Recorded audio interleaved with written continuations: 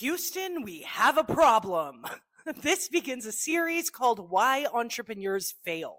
Welcome to Functional Human Design and Our Living Room. I'm Reid. And I'm Jes. And this is really fun because I love human design and I've been watching y'all come into the community, and it seems like about 80% of the people are starting a Skool community and wanting to make more money. And while I've been working with human design for 4.5, 5 years, I have 25 years experience with business turnaround and life coaching type stuff, mentorship, really working with people and complex problems and trauma.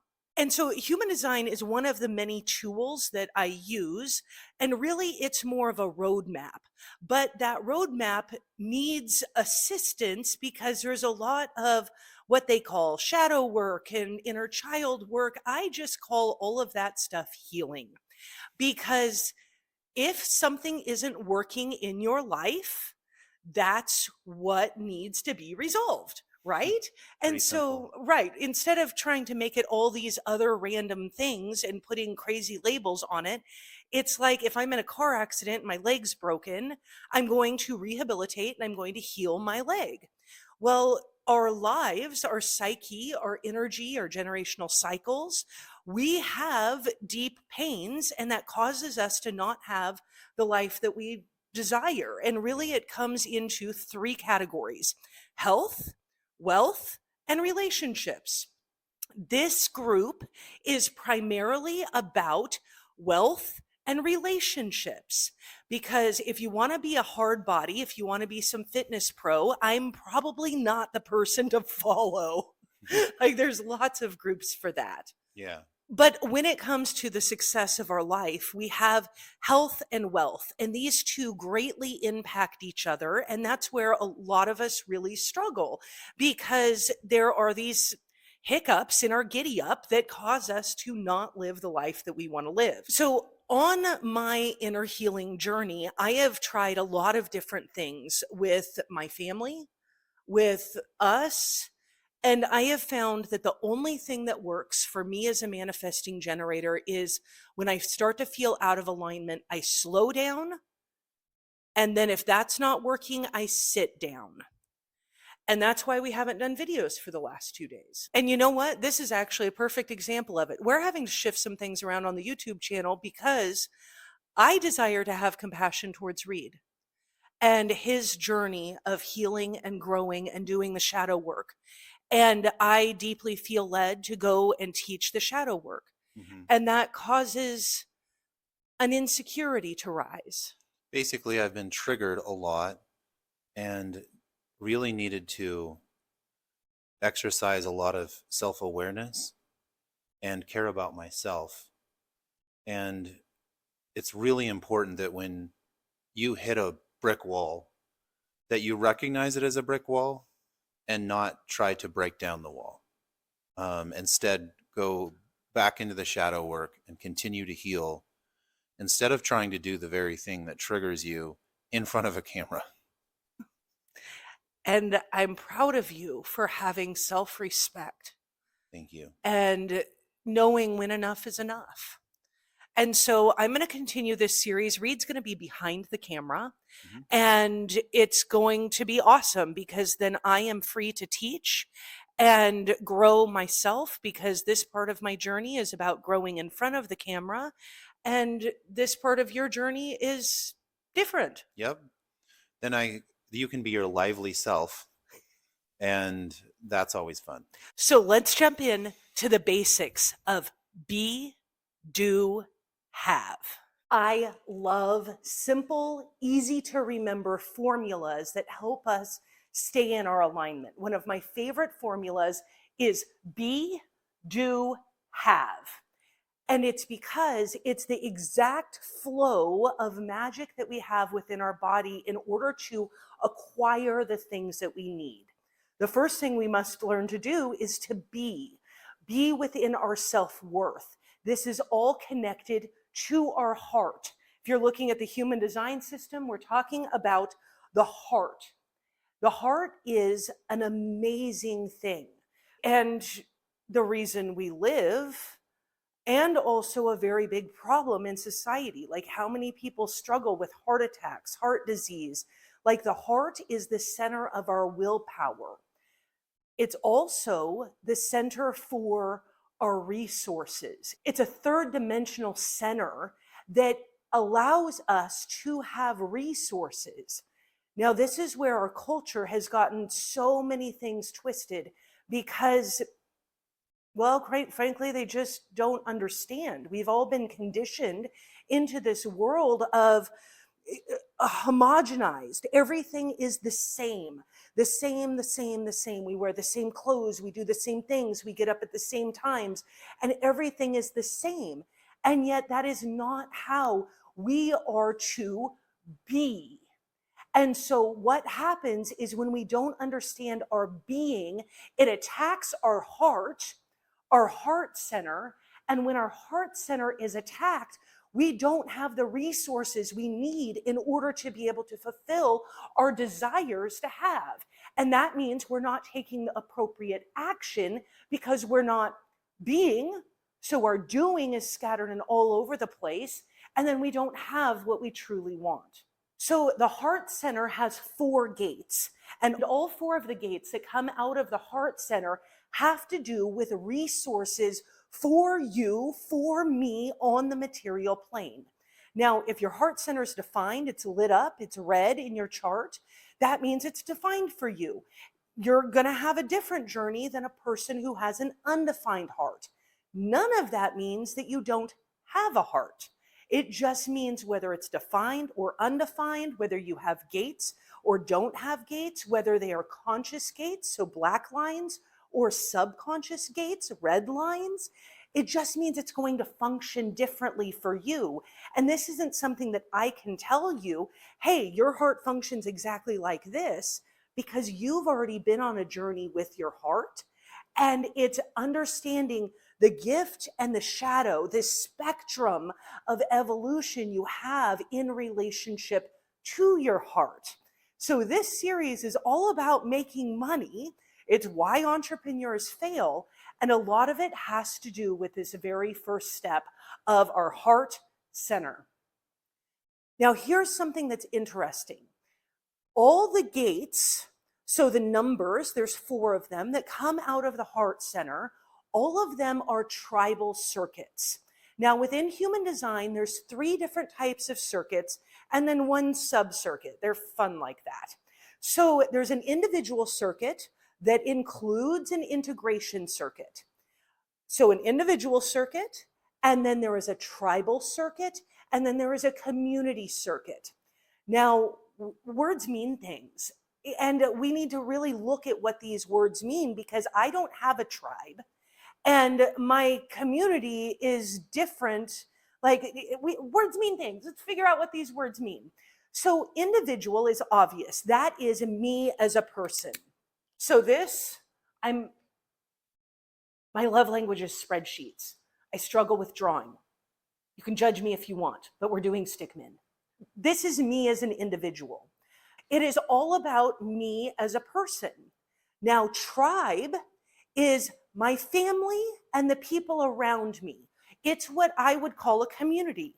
My tribe is my family and my school community. Those are the people that I care about. Now, obviously, we care about them differently. I care about my children differently. I care about Reid differently than I care about the community. But I love you guys very much. Like, I want you to win. That's why we do shifts and changes, because I'm going, what's going to work? How are we going to most effectively help the people in our community? But if you look at human design, we're not talking community, we're talking tribe. So I had to do a quick art break. They are the people that are closest to you. Now, of course, I am going to provide resources, money, for my family, and I can help my tribe create more money by doing these videos, by helping give you the education and the encouragement and the support and the fun and fuckery that you can better succeed at building your tribe. But then we have the word community, and this is where words mean things. They get so confused. So, like, we have a school community, but in human design, the word community is meaning the whole world. The whole world. World equals community. So when I'm talking about community in the aspect of human design, I'm talking about the entire planet.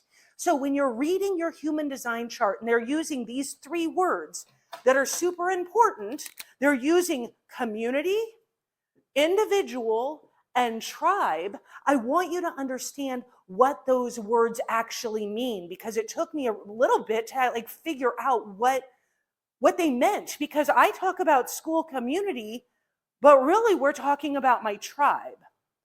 When I'm looking at community and human design, I'm actually talking about the whole world.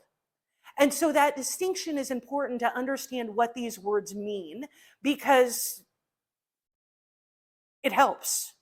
So all of the gates, the 4 gates that are coming out of the heart, there's 4 of them coming out of our heart center, this little orange one right here. Those 4 gates, all of them are tribal, which means that your connection to having is based on your tribe.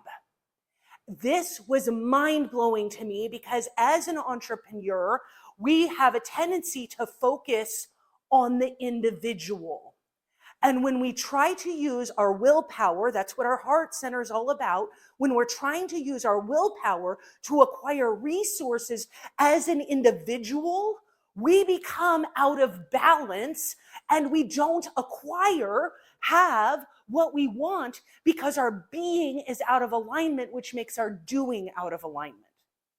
With this entire system, there is a very important dynamic, and it's the dynamic of leading and following. So many of us want to, like, people, humanity, it's like, I want to be a leader. I want to be that entrepreneur. I want to be out front. I want to be the leader, but we can't lead until we learn how to follow. But it's then in following, humanity has a tendency to idolize people like sports ball players and thought leaders. And there's all this idolization of individuals. And then if you meet them in person, they will shatter your expectations. For about a decade, with the words that sat on my heart was, what happens when your heroes fail? When the people that you looked up to fail? And that's when I realized that every single one of us is simply human.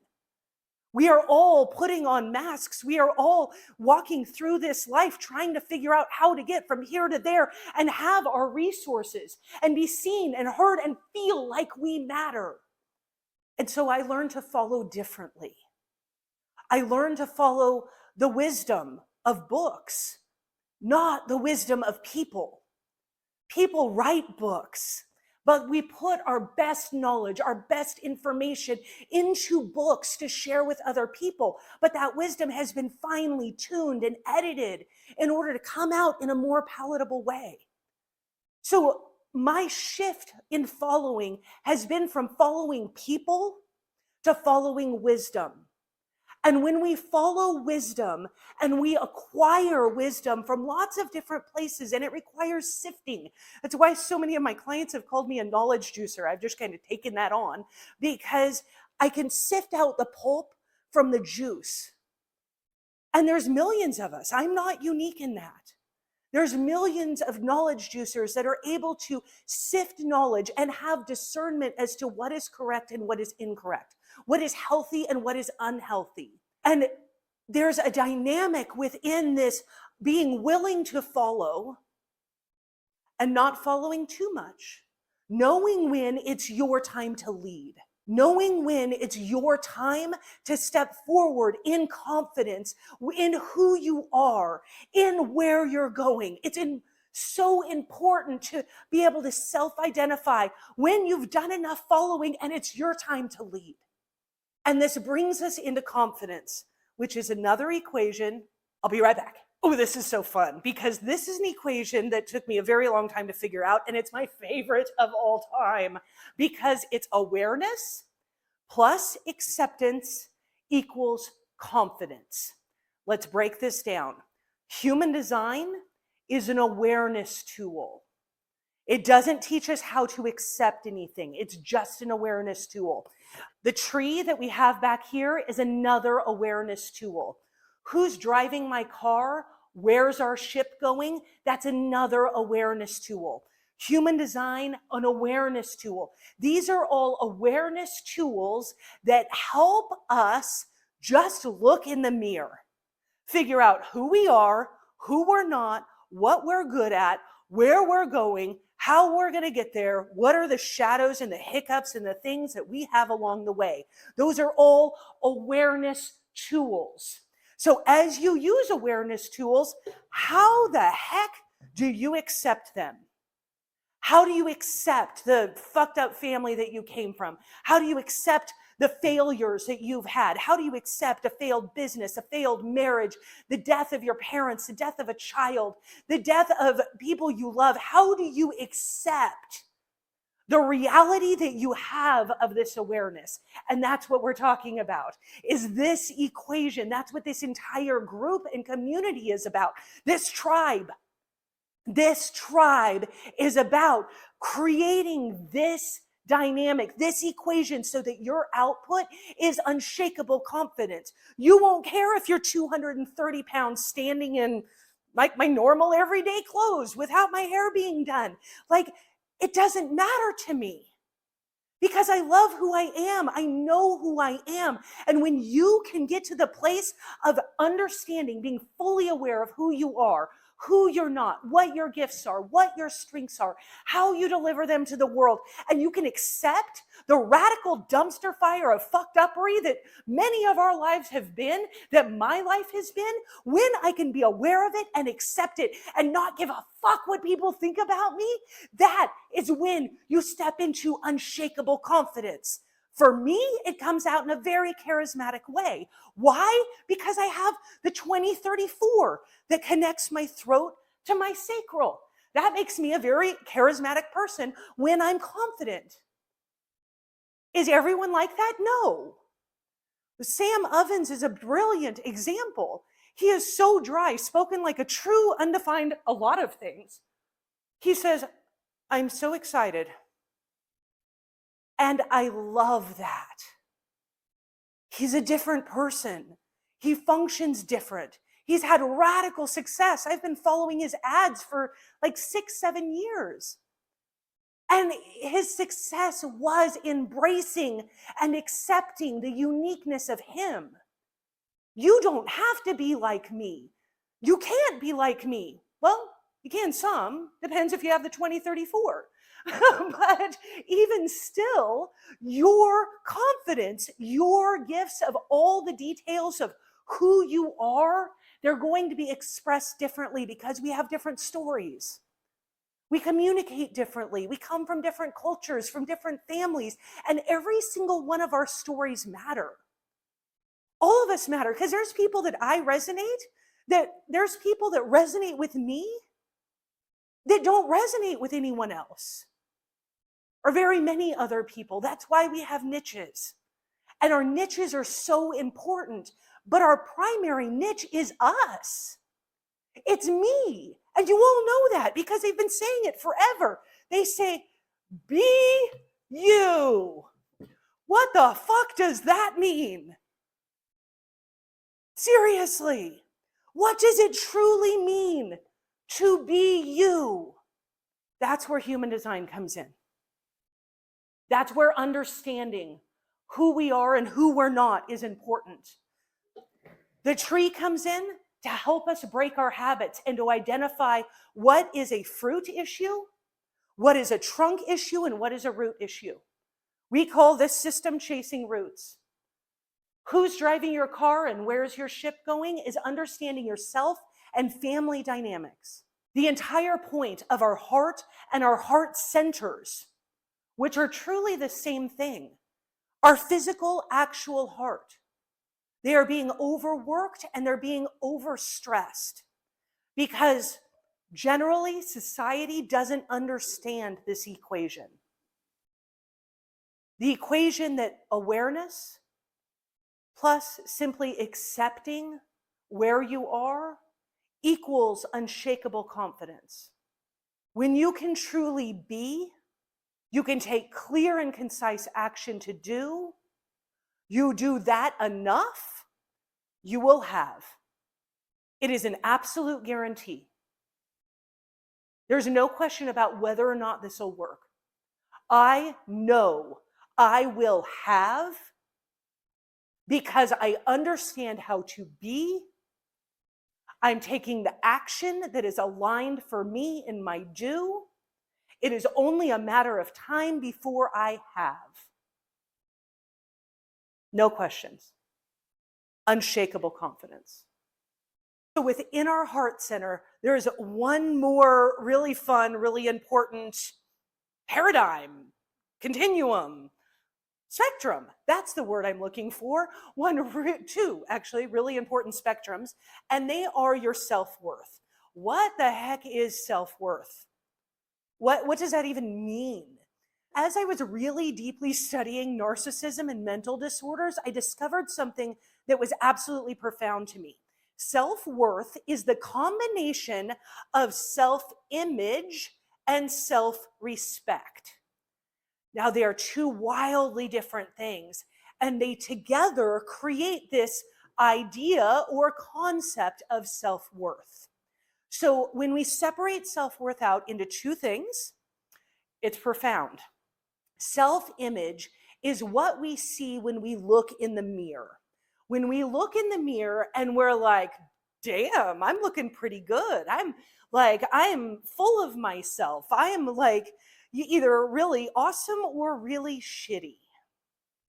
This is where gender conditioning comes in very strong. Generally, in our world today, women are conditioned to feel like shit. We are constantly judged by our age, our beauty, our body, our looks. And so we have been told and sexualized from a very young age. We have been told how beautiful we are, or how unbeautiful we are, or we have generally, for women, have very low self-image. Part of this goes to religion because with the concepts of God being a man, and that is in every religion across the world for the most part, every monotheistic religion, we have a male God. And when we have a male God, that gives men generally a feeling of arrogance. And so our image, when we look in the mirror, is very conditioned based on our culture of being a man or a woman. Do we feel like we have to look and appear a certain way in order to be worthy? In order to have a healthy self-image? Now, here's where it gets really wild. Self-respect is based on effectiveness. So we have not effective over here and we have effective over here. What are the results that you get in your life? Generally, women are told that we are not effective because our work does not equate to monetary value in the real world. We don't get paid for making babies. We don't get paid for keeping a house. We don't get paid for those things. So they lessen our self-respect, and quite frankly, that is just a lie. Women who wake up over time realize, holy shit, I've been keeping this whole thing together the entire time, and they have a tendency to have really high self-respect when they go through that midlife journey. When they understand the value of the labor that they've done, it changes everything. And so this is really where your awareness is so important of where you are in your journey and your conditioning. Because if you can't see the difference between your self-respect and your self-image, and you're trying to work on your self-worth, you're going to have struggles with the heart, which means you're going to have trouble having shit. Because you're going to be behaving out of inadequacy and insecurity, and that is just fucking up your being. So how do we look at this? For men, self-respect is very different. Men have been told that their value is what they do and they contribute. So a lot of men go over here to being highly effective. But then some men become not effective at all. And they start spinning their wheels and they're blowing things out of proportion. Narcissism, for the most part, is a super high self-image and a very low effectiveness. That combination of polarity causes deep selfishness. That deep selfishness causes a lack of empathy, a lack of care and compassion for the people around them. Ideally, we want a high self-image and a super high self-respect. We don't want to go into the arrogance. We don't need to prove ourselves with our bodies. We are human beings. Our being is enough. Who we are is enough in our adequacies and inadequacies, in our hanging gates, in our white spaces. We are enough. It's being able to look at who you are and say, I fucking matter. I love me in all my 230 pounds with stretch marks from my knees to my nose. I fucking love me. Because I've been by my side through every single up and down. I am important. I matter to me and to my family, to my tribe. I matter. And within my tribe, how effective am I being? What am I actually doing to help get results for myself, my family, and my school community, my tribe? Holy shit balls of cornflakes. That was fun. I love you guys. Join Skool with us. I love you and I hope you're there and I'm excited. Thank you. Join us tomorrow where we're talking about, or join us next time. I don't know if I'm going to keep doing daily YouTubes. I don't think I am. I think I'm probably just going to do them every few days as I feel them. But I do know the next one is going to have to do with our pressure centers. And then we'll probably throw a full human design description, like head in there somewhere too. I'm just going with the flow because I'm feeling, I'm loving, I'm nurturing. I am aware of who I am. I accept who I am. And I stand here in my confidence today. And I know that if I can do it with my story, with all I've been through, that you can do it too. Okay, I love you. Bye.